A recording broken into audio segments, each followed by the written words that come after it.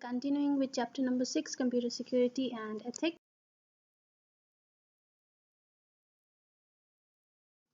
This week we will be studying areas of computer ethics. Last week we studied computer ethics, and this week we will be studying specified areas where we need to observe the rules studied last week.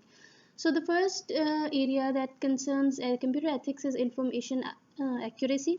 Information accuracy is that a person who is designated to enter certain information into a computer should take his job very seriously. For example, if an accountant in a bank enters 10,000 instead of, let's say, 1 lakh, that accountant is giving huge loss to the person who is holding that bank account.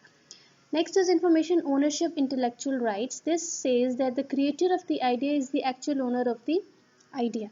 For example, if you are a poet, or if you are an author, or you are a professional photographer, you are a filmmaker, you are a director, whatever earnings, whatever the profit your idea or your property receives should directly belong to you. Same goes in softwares. Whoever creates the software should get the profit of the software. Next is intellectual property. Intellectual property are the areas that help the artists or any idea creators grow. For example, cinemas, theaters, software houses, think tanks, designer houses.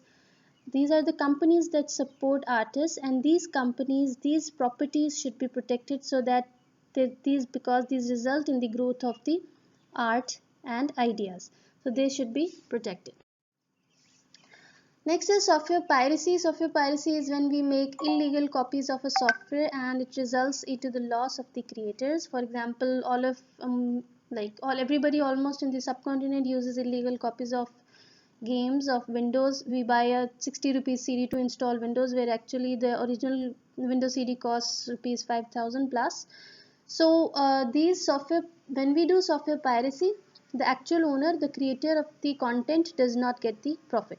Next is information privacy. Information privacy is a law actually that states that every individual has the right to protect any type of information that person holds. For example, if you don't want to share your name, your age or gender, or where is your house address, nobody should ever force you, and forcing should be considered a crime.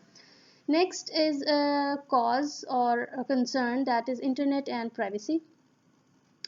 So internet has made privacy violation very easy. It has redefined how people share their information online, which can result in crimes. So as internet is becoming popularity, it is gaining popularity. More and more people are being concerned about their families, about how their kids and siblings and everybody shares data and information over the internet. It has concerned countries and political laws as well. So it's a big concern which we have already discussed to still some extent. Okay, so next is assignment. What you have to do is give an idea on how you can protect the copyright laws of a professional photos you have published online. So what you have to do is you consider yourself as a professional photographer and you want to protect your art as no one else should claim the pictures you have taken. So just email me your ideas. How will you protect your photographs online?